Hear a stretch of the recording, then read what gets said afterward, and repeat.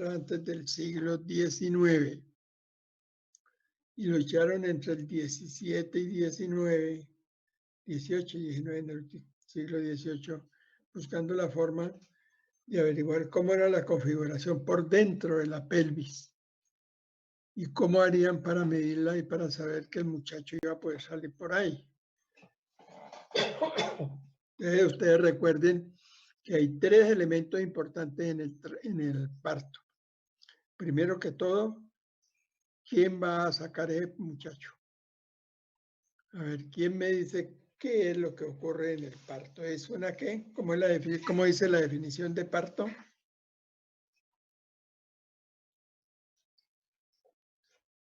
¿Quién se le mide a definir parto?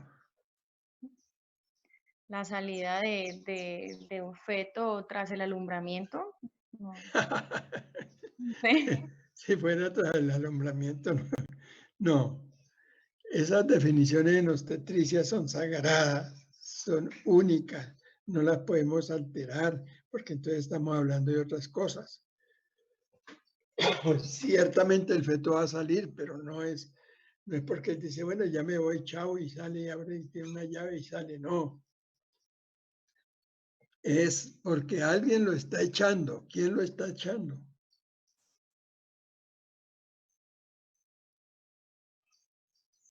¿El útero? El útero, claro, las contracciones uterinas que forman un papel importantísimo y que tienen que tener unas características definidas para poder sacar ese muchacho. Recuerda que estos fetos son grandes en el sentido de que pueden medir hasta 7, que pueden pesar hasta 7 kilos y medir 52 centímetros, es un bodoquito grande. Entonces, el útero es el encargado, a punta de empujones, de la contracción de llevar afuera el feto. Como quien dice, es el carro en el que ha montado el pasajero que se llama feto. Y el feto puede engendrar problemas, puede oponerse al parto. Sí, señor. Claro, cuando viene muy mal, ¿qué? Cuando viene mal,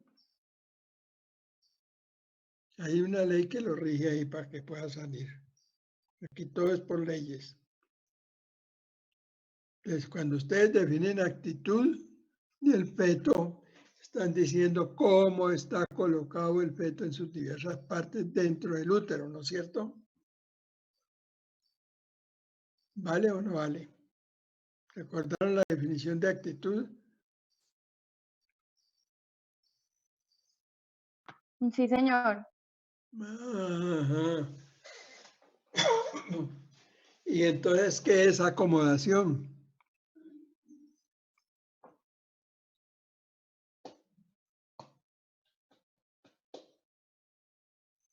Acomodación, ¿cómo es como decir usted está ahí, cómo está acomodada? Está sentada, está acurrucada, está largo, ¿qué? Acomodación es la forma como está el feto dentro de la cavidad uterina, dependiendo de la misma cavidad uterina. Recuerdan que el útero tiene una parte, es como globoso, pero la parte inferior o segmento inferior es más delgado que la parte superior, que es el fondo. Entonces, ¿cuál de las partes del feto es más gorda? Más amplia, más voluminosa. ¿La cabeza? No, la cabeza sí, hasta la semana 26. Pero La pelvis.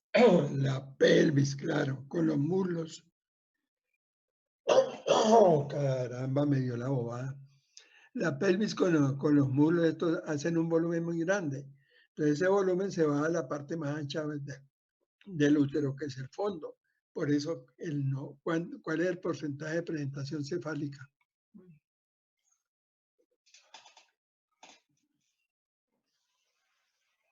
¿Cuántos vienen de cabeza? 9%. ¿Cuánto? 9. 90%. ¿Y qué dice la ley? La ley de la madre natura. La natura dice que ella es sabia, dijo la humanidad tiene que salir del útero a través de los genitales en una presentación más adecuada y fácil que se llama cefálica o cabeza. Sí, en el 90% de los casos se vienen de cabeza. Por eso ustedes no van a ver sino excepcionalmente un parto en pelvis o un parto que venga raro. Y todo lo que nos llega es encefálica. Entonces, al acomodarse encefálica, tiene que tener unos diámetros, la cabeza, unos diámetros que puedan caber dentro del canal del parto. Entonces ya tenemos el que lo está empujando, que es el útero mediante la contracción. El que va a salir, que es el feto, y que tiene que tener acomodación, actitud y acomodación adecuadas. Y además, las 4 normativas que dice don hermano Leopoldo, que son situación, posición, presentación y descenso. Entonces, esas se investigan semiológicamente por las maniobras de Leopoldo, o Leopold, pues, que las veremos en vivo y que las pueden ver. Se basa básicamente en averiguar si el feto viene de cabecita y qué tan profundo está, qué tan grande está la medida. No hay que olvidarnos que en este momento del inicio del trabajo de parto, tiene que tener, si es primigestante. ¿Cuál es la primigestante? La que está por primera vez en embarazo, pero no ha tenido el parto, es nulípara. Y va para el parto, ya llega en contracción de trabajo parto. Entonces, ¿a la señora se le medirá la pelvis o no?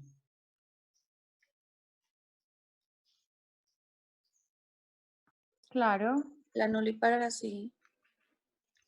Es una norma universal del buen obstetra averiguar si la pelvis de la señora es adecuada para el producto, especialmente cuando los productos son grandes o de tamaño normal. ¿Y eso cómo lo averiguamos? Pues por la altura uterina. Y ahora pues con las ecografías. Entonces ya sabiendo eso, se enfrenta uno al parto, que tiene varios bemoles. Y eso consiste en la pelvimetría, en averiguar los diámetros que vamos a ver enseguida. Pero hacemos el recuento histórico primero de la pelvis, porque antes, como les digo, no les permitía a los médicos o a los que atendían parto ver los genitales de las damas, sino en el momento del parto recibir el muchachito debajo de cofias o de mantas o de cosas de esas para evitarle el contacto directo a la visión. Si era una partera sí podía pues ver, pero si era un partero o médico, no. Entonces, ¿cómo se la ingeniaban ellos para medir, para saber si la pelvis era adecuada o no? Entonces, hubo muchos que se arriesgaron a hacer algunas cosas, pero por muchos siglos se creyó que en el momento del parto ocurría porque todos los huesos se abrían, de la pelvis se abrían para poder dejar pasar el feto. Es decir, que la pelvis en ese momento era distensible. Tanto el sacro como los huesos ilíacos, como el pubis, se abrían para dejar pasar el feto. Pero eso lo cuestionó Vesalius, que fue otro gran investigador o curioso de la obstetricia, en el año de 1543, y tenía un discípulo llamado Arancio. Ellos dijeron que no, que eso no era cierto. Dijeron que el canal pelviano era rígido, pero tuvieron un desliz al pensar que si el sacro se echaba para atrás con el coxis para darle paso a la cabeza. Ese fue el error de ellos, que corrigió Lebret en 1753, introduciendo una serie de planos y ejes y propuso el conjugado diagonal como el método más sencillo y fiable para medir la capacidad pélvica. Smély, francés. Casi todos estos nombres son franceses porque la medicina hasta el año 1950 era del dominio de los franceses, eran los que más adelantados iban en los estudios de la medicina. Después entró Inglaterra y Estados Unidos y actualmente pues son los gringos los que están mandando la parada.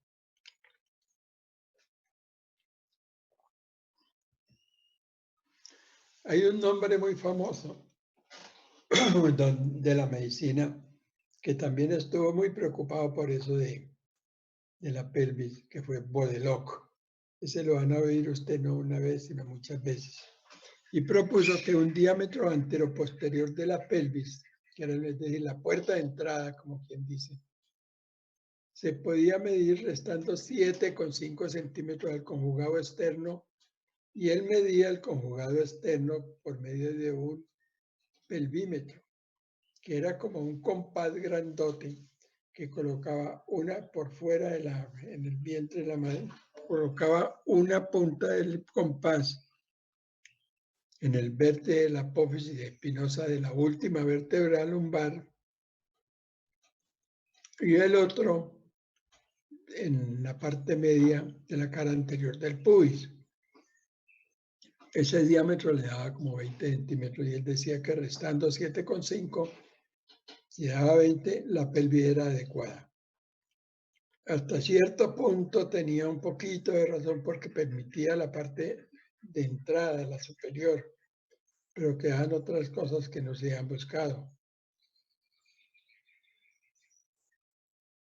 Pero Michaelis, en 1851, en una obra especial que hizo, que publicó en un estudio basado en 1000 pacientes, proporcionó el estudio básico de los huesos de la pelvis. Y ya se fueron encontrando toda esta cosa. Otros tantos quedan por referirnos que de una u otra forma han contribuido a facilitar el papel que desempeña la pelvis en el mecanismo de parto. Vinieron los planos de la pelvis, que ustedes conocen, planos de Hoss, los planos de Lee, los planos de Leopold. Es decir, una serie de cosas para ayudarnos a facilitarnos la evaluación de la pelvis. Pero ustedes se van a aterrar ahora cuando llegando al servicio de partos del Hospital San Juan de Dios, vamos a encontrar una serie de pacientes primigestantes, incluso más de una de ellas con inducción, es decir, iniciándoles trabajo de parto con oxitocina, que están allí en su puesto de trabajo de parto y uno pregunta, bueno, ¿y cómo va la paciente? No, va así, así. ¿Y qué tipo de pelvis tiene? Oh, no le hemos medido. ¿Cuánto mide el anteroposterior? No se sabe. ¿Y por qué no la han medido? No, es que aquí se admite que, o la mayoría piensa, que si el feto baja espontáneamente es porque puede salir. Es decir, retrocedimos 500 años de la historia obstétrica. Cuando yo estoy por allí, con ustedes, o con los de quinto, o con los internos, que pasó una ronda en partos, en sala de trabajo de partos, generalmente me encuentro con que la asistencial cuando me ve, se acuerda de que tiene que presentar con medidas la pelvis. Entonces, no, se examinó, es una pelvis buena y no sé qué. Pero es quien no tiene la costumbre de hacerlo se puede equivocar muy fácilmente. Pero para que lo tengan presente. ¿Qué es una distosia? A ver, ¿qué será una distosia? Tenemos ya el vehículo, que es el útero, el canal, que es la pelvis, y el individuo, que es el feto. Sin embargo, cualquiera de las tres componentes puede alterarse el útero en su forma, en su contractilidad, etc. puede alterarse la pelvis que sea inadecuada o puede el feto tener mala presentación o tener problemas de diámetros, de actitud, de posición, de descenso, etcétera, y generar otro problema. Entonces, todo lo que se opone al parto se analiza desde el punto de vista materno, que es la pelvis, fetal, en la pelvis con el útero, fetal, que son la actitud, posición, etcétera, y el tamaño del feto y todo. Y finalmente la salida del canal del parto, la puerta de afuera. Entonces, si queremos hacernos una idea de cómo es la movida, entonces haga de cuenta que van a entrar a una cueva que tiene una puerta de entrada, pero ustedes no conocen la puerta de salida. Que tiene una puerta de entrada que es más o menos clara y oscura, pero que en principio es toda redondita, redondita, el primer segmento es redondo. Y entonces el feto al caer allí baja con una suavidad muy buena, no muy angustiosa. Ya veremos en el trabajo de parto cómo se comporta. Y llega hasta un punto donde el canal ese cambia de dirección. Ustedes van por la cueva, van muy sabroso. Resulta que todo va derechito porque todas las paredes, todo es regular, bueno, pueden avanzar fácilmente. Y de pronto hay un codo, se desvía ese canal del parto. Esa desviación está representada por el plano medio de la pelvis, o mesosacro subpubiano, mesosacro subpubiano, que va desde la espina isquiática, cuyo representante o límite lateral son las espinas isquiáticas. Y el posterior estaba por la cara de la segunda vértebra sacra y la parte anterior por la cara posterior del pubis. Se llama mesosacro subpubiano y la medida que uno debe tomar para saber si es bueno el diámetro es como quien dice un contraportón o una portada más que encuentra el feto que tiene que abrir. Entonces miden el diámetro de las espinas bistiáticas. ¿Cómo se mide? Colocando el dedo anular, se hacen el tacto vaginal, por la pared lateral se van y encuentran una de las espinas, la espina que le corresponde al dedo que está tactando, usualmente el medio, estiran el otro dedito, el índice, a buscar la espina del lado opuesto. Si esa medida les da 11, la pelvis en ese sitio es adecuada. El feto cae allí, pero tiene que hacer otra maroma. Como cambia de dirección, tiene que hacer rotación. Por eso este plano se llama plano de encajamiento o plano de rotación. O plano mesosacro subpubiano o plano del estrecho medio. Cualquiera de esos nombres me sirve. Cuyo dificultad mayor está en las espinas bistiáticas. Ahora, las espinas se llaman espinas porque tienen la configuración de la espina de la mata rosa, de la flor de la rosa. ¿Ustedes han visto alguna vez las ramas donde está colocada la rosa? A la fija que ni eso han visto. Ay, Dios mío. Tienen unas espinas puntiagudas, triangulares, pero terminadas en punta.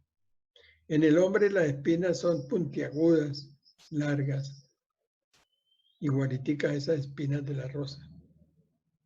En la mujer son achatadas, en el hombre miden hasta 1 centímetro, en la mujer miden máximo medio centímetro.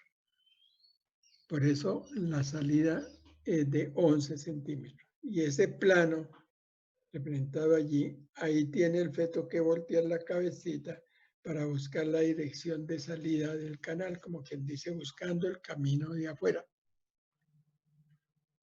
Si las espinas son grandes, no puede hacer esa rotación. Si las espinas están de menos de 11 centímetros, de unos 10 centímetros, pues tampoco puede rotar, ni siquiera se puede encajar.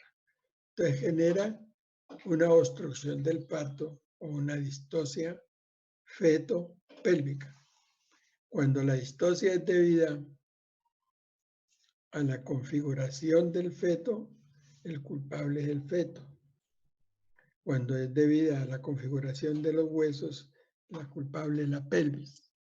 Y cuando es debida a la contractilidad, la culpa es de distosia de contracción.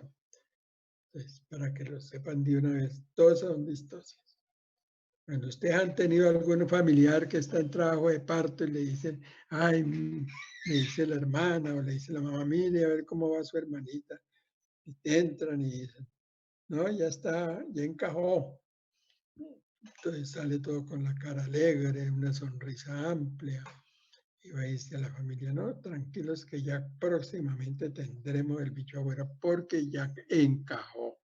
La misma paciente cuando le dicen que encajó, como que descansa, como que se pone más alegre, más colaboradora. Pero resulta que el encajar es simplemente que llegó a ese plano, le falta salir y se va a enfrentar a la parte de la pelvis, de los tejidos blandos, que no tienen, cuando el útero ya poco puede ayudar porque el útero lo empuja hasta ese sitio, porque tiene musculatura para empujarlo hasta ahí.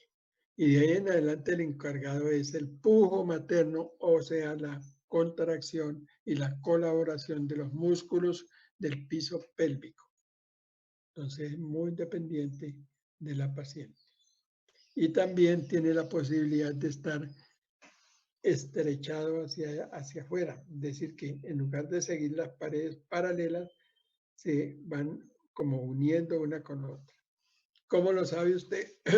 Por el diámetro bituberoso. ¿El bituberoso qué es? Pues es nada menos que la apófisis tuberosa de la pelvis sobre la cual estamos sentados todos. Si ustedes tocan ahí, encuentran la tuberosidad.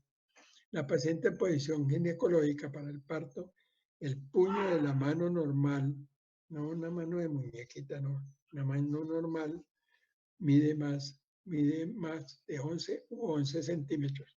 Si usted lo coloca contra la espina en posición ginecológica, la madre, usted le coloca el puño debe pasar fácilmente por medio de entre las espinas. Si pasa entre las espinas fácilmente, el diámetro es muy bueno.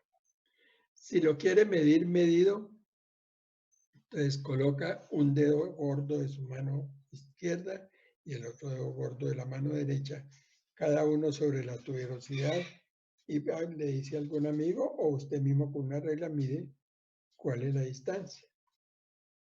Si es menos de 11 centímetros es porque la pelvis de esa señora se está haciendo convergente en la parte inferior, es decir, está terminando como en embudo.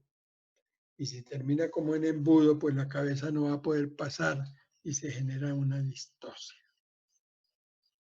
que debe ser prevenible. Eso indica la calidad de la atención obstétrica. Ahí se puede morir un feto. Ahí se puede, porque si coge, que puedo sacarla por force, no, ni por force puede salir porque es que no hay campo y el force abarca más. Pero hay algunos atrevidos que hacen maroma y todo. O la famosa maniobra de Christeller, que es empujar al muchacho desde arriba. Pero nada de eso sirve si es estrecho. ¿Entendido? ¿Vamos bien hasta ahí o no? Hola, ¿se durmieron? Sí, señor. Bueno. ¿Sebastián está de acuerdo o no?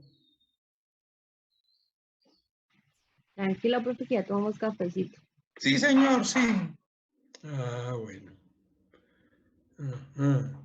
Despierten, despierten que yo los estoy viendo aquí como adormilados. No le paguen como dos cosas.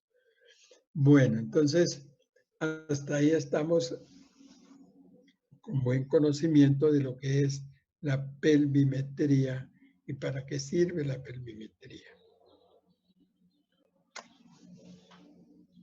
El momento al final de la gestación, bueno, espera un momentico, vamos a ver. Estamos en...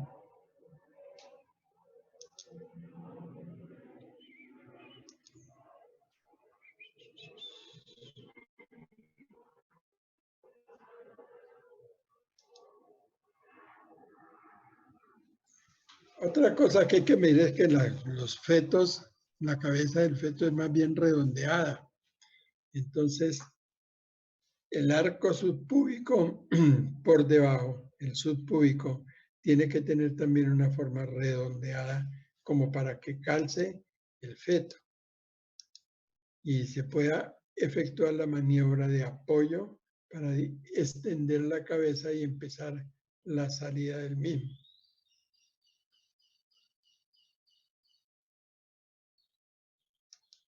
Y eso es muy fácil verlo porque uno lo está tocando por medio del tacto, toca el arco subpúbico a ver si es agudo o es redondeado. Además hay que recordar que en la parte inferior de las partes blandas está compuesta por diferentes fascias y elementos musculares del piso de la pelvis. Es el diafragma pélvico, el que sostiene todas las vísceras y el que está sosteniendo en este momento el peso de la cabeza o del feto. Se llama el conducto anar. Este no ofrece mayores dificultades, pero si esta paciente ha tenido cirugías por traumas o cirugías por cualquier otra cuestión sobre la pelvis, sobre los músculos, pues no va a poder tener el parto normal, so pena de destruir lo que se ha hecho, es decir, que se explote la pelvis y pueda salir, se estalla, por decirlo así. ¿Cuáles son las intervenciones quirúrgicas más comunes allí? Los traumas. Cuando existían antes las ciclas, pero las mujeres tenían no tenían barra. La barra donde se apoyan las ciclas, la diferencia, la del hombre era horizontal, la de la mujer curva, precisamente para evitar que en un resbalón cayeran sobre la varilla horizontal y tuvieran problemas.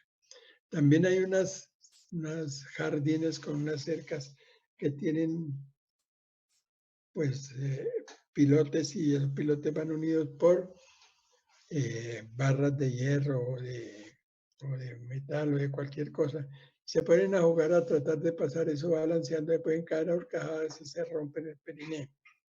Eso en la infancia, ya adulta no. Cuando hay traumas en la infancia por violación también dañan la parte pélvica. Cuando hay accidentes. Y últimamente ustedes han oído también que se ha creado una subespecialidad dentro de la cirugía estética, que es la cirugía estética del piso pélvico, es decir, de la vagina. Eso que llaman, yo no sé qué le van a dar por nombre, le pondrán a eso, o qué serán las maromas que hacen. Sí se sirven, sí hay algunas cosas que uno hace para modificar algo, pero nunca sobre la parte perineal. Pero muchas pacientes refieren que hay que hacer retoque y todo. Toda paciente que tenga cirugía sobre pelvis, sobre la parte posterior de la pelvis, de los músculos del piso pélvico, no puede intentar parto, porque la cicatriz es un tejido de tipo conectivo que no distiende. Entonces, el no distender se rompe y estalla la vagina. Hay estallido vaginal. Cuando alguien de atrevido para sacar un feto introduce forceps, también está intentando hacer una cosa de sacar un feto sin saber utilizar los forceps, puede destruir el piso pélvico. Y es grave, gravísimo. Bueno. ¿Qué más le vamos a decir a esto? Vamos a ver. Entonces, el estrecho inferior está representado por partes óseas y blandas, representada por los ligamentos sacrociáticos. Como su nombre lo dice, van desde el sacro hasta la espina ciática, mayor y menor. La importancia de ese punto de reparo anatómico es porque allí van sobre el ligamento sacrociático mayor, emergen el paquete vasculo nervioso que va a irrigar la pelvis y los miembros inferiores. Entonces, si se hacen intervenciones sobre este sitio, pueden dañar o los nervios o cualquier otro elemento, y eso es gravísimo. o cuando hay estallidos vaginales. Entonces, hacia adelante estaba por el borde inferior de la sínfisis púbica, que debe ser redondeado, la rama ascendente isquiopúbica, la tuberosidad isquiática y atrás por el extremo inferior del coxis. El coxis se une al sacro, a la punta del sacro, mediante una articulación que tiene carilla y que tiene un disco de rotador. Por eso, cuando viene el parto, ese coxis puede pulsarse hacia atrás, retroceder por la presión de la cabeza, muta hacia atrás. Es la medida de mutación del coxis. Es lo único que se mueve de huesos de la pelvis. Claro que en general, en el pubis también hay un disco intervertebral que puede abrir un poco, pero no más allá de medio centímetro. El coxis sí se puede retirar hasta 1 centímetro hacia atrás. Pero si se ha tenido trauma sobre el coxis o han tenido una enfermedad infecciosa que ha comprometido el coxis, que está petrificado, que ya no se va a mover, pues esa señora que tenga cirugía o problemas, traumas sobre el coxis, no puede tener parto tampoco, porque el coxis ya ha perdido la posibilidad de mutar y por lo tanto se opone a que lo mueva. Hace un obstáculo para la salida de la pelvis.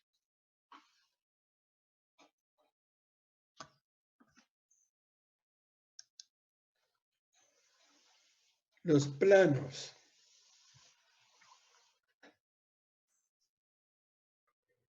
Una señora que estando de pie embarazada a término, el plano del estrecho superior, plano de la parte horizontal, ¿no?, que cubre como la tapa del estrecho de la pelvis, ese plano del estrecho superior con la horizontal del suelo tiene un ángulo de 60 grados que al acostarse la señora da 30 grados.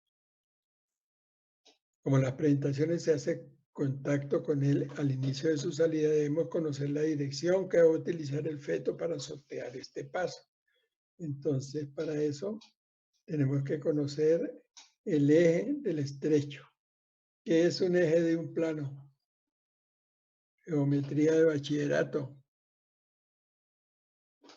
A ver, ¿ah? La dirección. Sí, pero esa no es la definición. La definición del eje de un plano es la vertical, la línea vertical que atraviesa ese plano por el centro. Entonces, el plano de la pelvis, el plano superior de la pelvis es umbílico, es decir, que parte desde el ombligo de la mujer embarazada caería ¿a dónde? A la parte central, es decir, a la punta del coxis. Pero se llama ombilico coxigio. Y es importante saberlo porque pues a veces está distorsionado. El plano promonto suprapúbico deja por debajo la línea innominada comportando como el promonto suprapúbico es el primer plano. Ese plano no es una línea, es como un anillito que es más ancho en la parte anterior y tiene un tubérculo muy pequeño a medio 1 centímetro del borde.